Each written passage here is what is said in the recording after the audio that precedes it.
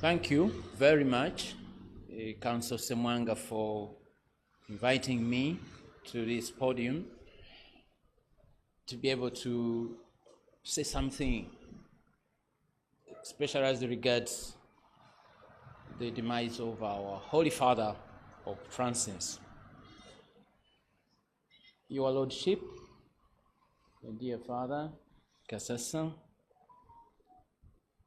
the distinguished team of lawyers, and in your various capacities, I'm pleased that you have invited and allowed us to be part of this ceremony, which you know, because death is sudden. Every time death comes, it's sudden. So I can't say that we were well prepared for such a function, but on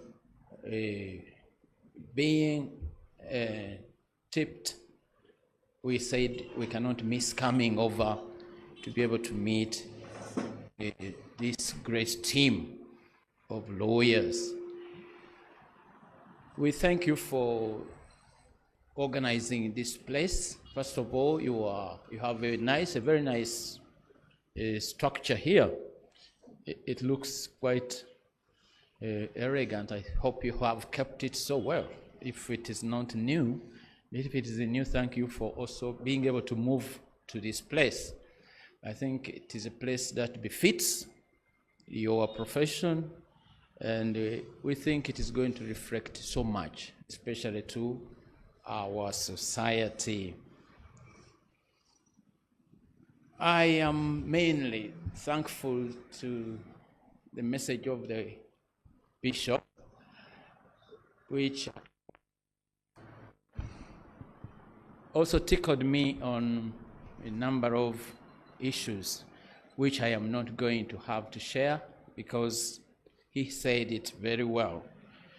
But I was very much touched. Thank you, Your Lordship, for preparing us such a good reflection. And I think the dear lawyers have taken a pinch of this, which will definitely be reflected in their work. I mainly would like to begin by introducing myself and, of course, the kind of work we do. Why Justice and Peace, a department of Kampala Archdiocese. When one hears that, one thinks, how can a priest be heading such a department? You're a priest and you're supposed to be caring about souls. But understanding that this ministry is ordained right from creation. We think that God has created this world very, very beautifully. If we want to look in the beginning, the world was created very nice, and for man, this was a paradise. And until man spoiled it, what God had made so beautiful, that man started facing discomfort and miseries. So the Lord did not give up, and he thought he was going to restore man, because the coming in of sin in the world disorganized the life of humanity, and man began to see injustices around him. So God restores that, and that is when we have his son coming, Jesus, whom we call the Prince of Peace, again to restore peace. And in order to do that, he had to try to do justice to us. And this is what brought his son. We experience the resurrection today because this son accepted to die, suffer and die for all of us to be redeemed. And as we just left Good Friday is called Good Friday when a person has been killed. It has many questions, as if it is a contradiction. But I think the Son of God came into the world and they accept to do goodness so that those who were looking bad in the eyes of God, those who were at fault, could be made good again. I think this was a big restoration of humanity, and we are able to celebrate Good Friday in that aspect, and which ushers us into Easter, which is the resurrection. And I think Pope Francis has tried to follow this throughout in his work as a pastor and as a prelate over the Catholic Church. He has tried to exemplify Jesus. And if we look at the life of Christ on earth, Jesus was so many professions, so to say. You can easily recognize that Jesus was a teacher. You can easily recognize that Jesus was a healer, and many others. But maybe it doesn't come to his understanding of looking at Jesus as a lawyer, because he used even to grapple with the many lawyers in his time who wanted to catch him. But we see that in their effort to catch Jesus, in their attempt to catch Jesus, Jesus proved a very superior lawyer. Just in the fifth Sunday we ended, we see how Jesus, the fifth Sunday of Lent, that is when we faced with Jesus solving that issue of a woman who was caught in adultery. And the way Jesus solves that is just among the various instances in which Jesus has proved to be a great lawyer. And I think if this ministry we are carrying on is a profession on one hand, which we have come to witness and to see what you do, you have one example to copy, taking from Christ. You were gifted with the capacity, with the power, with the ability to use the law.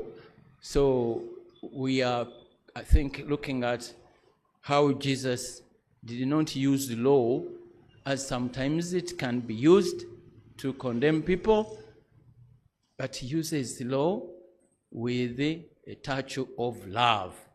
So if anybody were to question what we are doing as a church in this ministry, exactly we are trying to work with especially professionals like you to be able to reach out and give love to all people.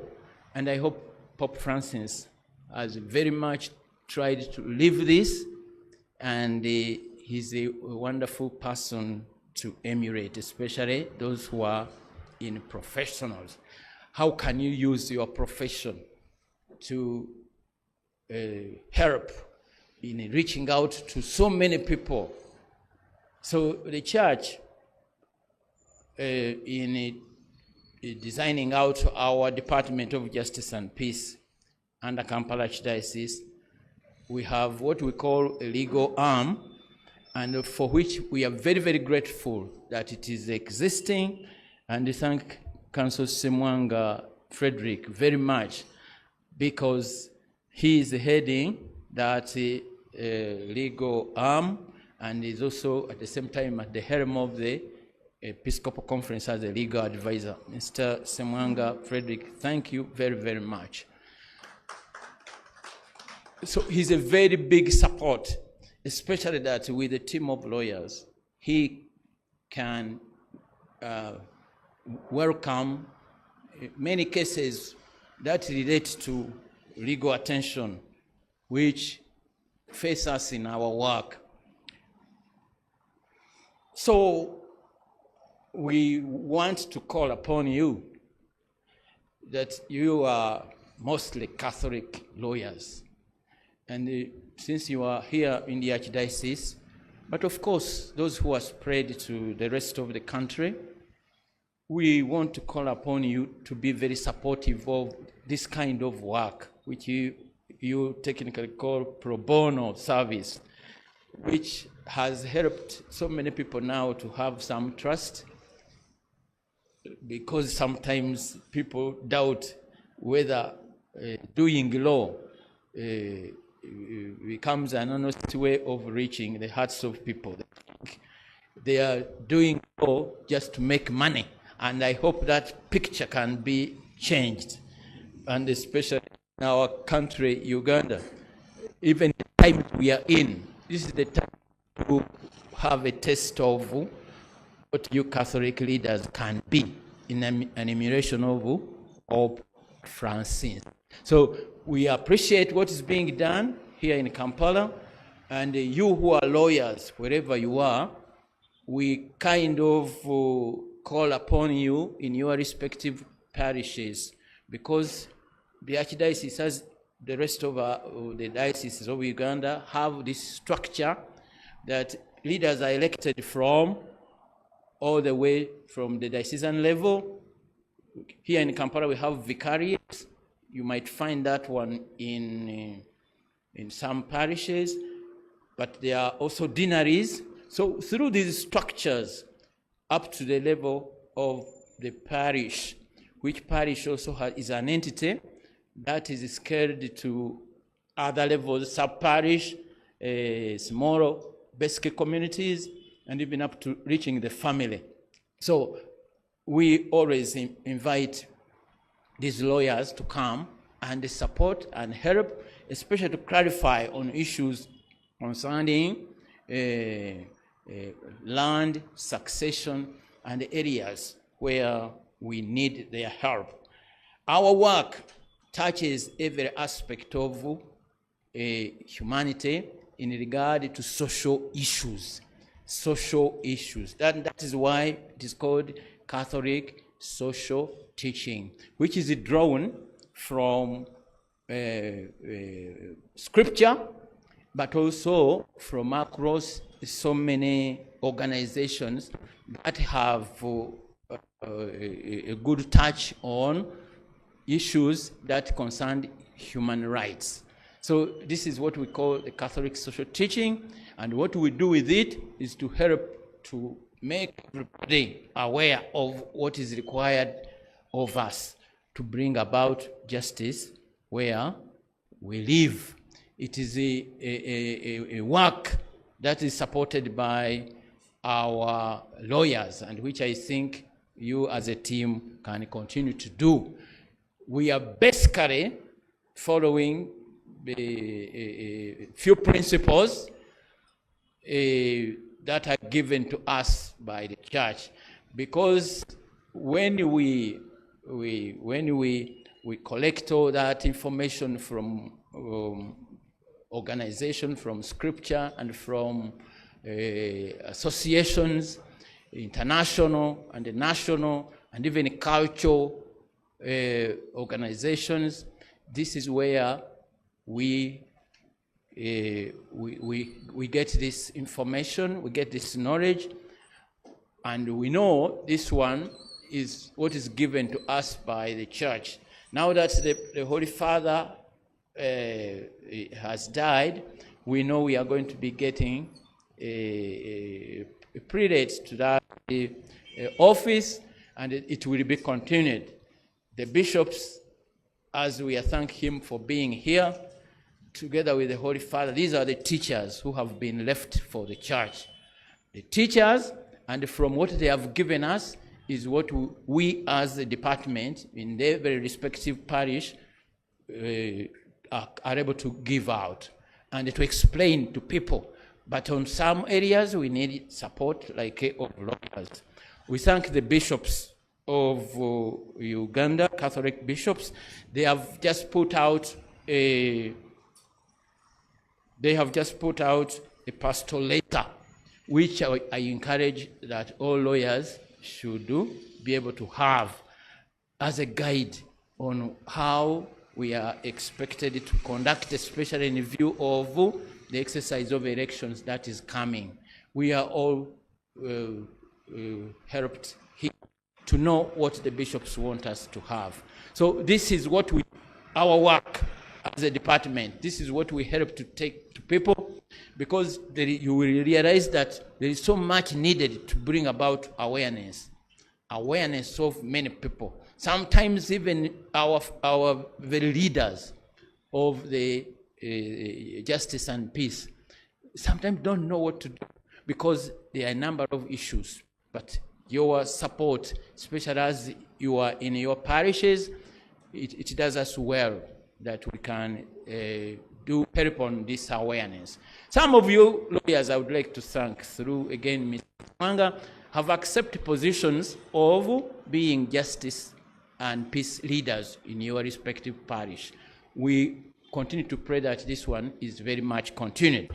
Last, as I don't want to take much time, but you know that the 10 principles which the Catholic Church bases on to do this message of justice and peace are hinged on the principle of life and human dignity. I would be naming a few more, but then you will see that all these other principles are hinged on this fundamental principle on life, protection of the life of man, and to care for human dignity, which has got so low in our society, especially here. And we think that every time lawyers could come out and help.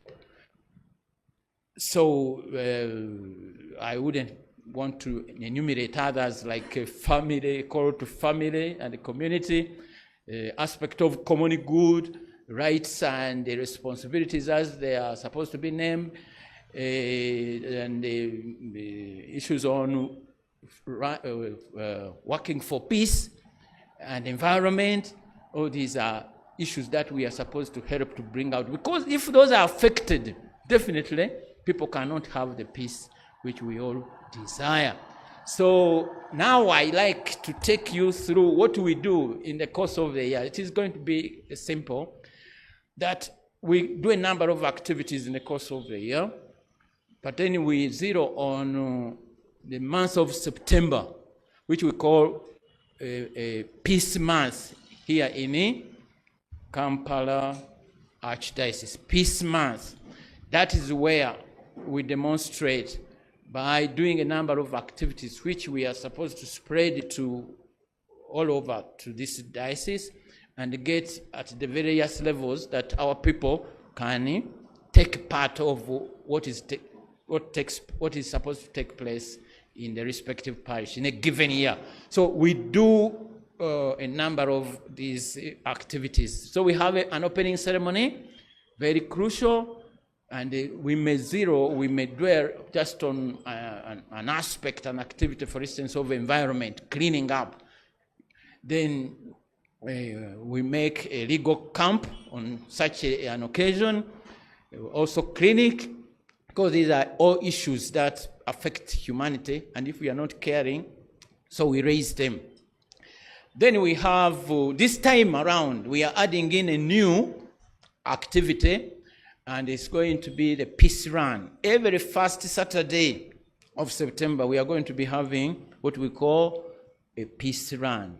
Again, this is in effect of raising people's awareness. When people can come together, Peace Run. So this year, it is going to be taking place. When you receive our invitations, please respond.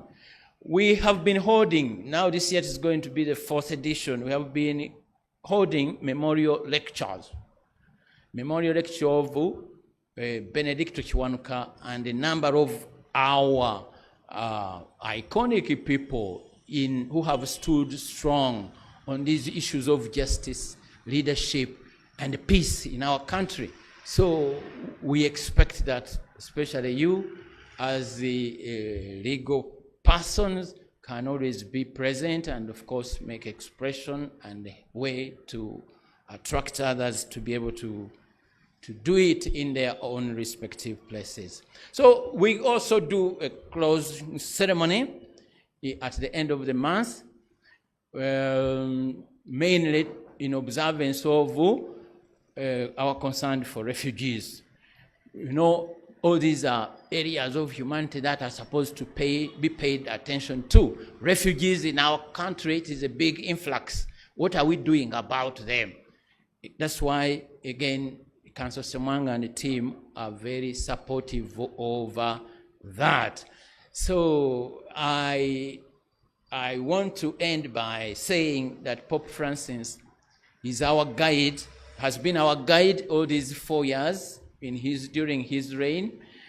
When I took over this service in the Justice and Peace, because the Holy Father every year gives what we call a New Year's message of peace to the world. And usually this is what we pick on, this is what we take, and see what the Holy Father wants us to address for a particular year, like this one. So this year's message of peace, which was given by Holy Father, was the 58th message. 58th, and he gave it the title, or what appears to be the heading to this was forgive us our trespasses. Forgive us our trespasses, and then peace. So the Pope used to acknowledge every time that all of us have sinned. And because of that, if all of us can acknowledge that we have sinned, it becomes the beginning of the journey to bring about peace. And since we have faced this in a jubilee year, it is a call for all of us to renew. If humanity, even in Uganda itself, we accept that we have done wrong, it becomes a wonderful beginning and gives us hope. But as he calls all of us to do it globally, on the international level, he calls that each one of us can admit that. Perhaps that one can reduce the miseries that we get our people to face and suffer, because none of us can say we have done wrong. So Pope, in that, he made 3 proposals. Number 1, that the global debt be forgiven. Global debt that is depressing these poor countries, including ours, if we can think of being forgiven.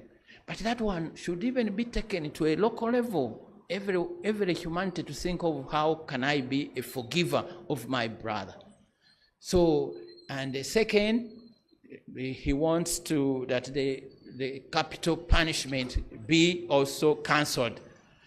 Pope was very much on humanity, and because of that major principle of respect of human dignity, life and human dignity, which life has been given to us by God, we should never take people's lives, because it takes away the power of forgiveness and reconciliation, which is essential in making all people good again.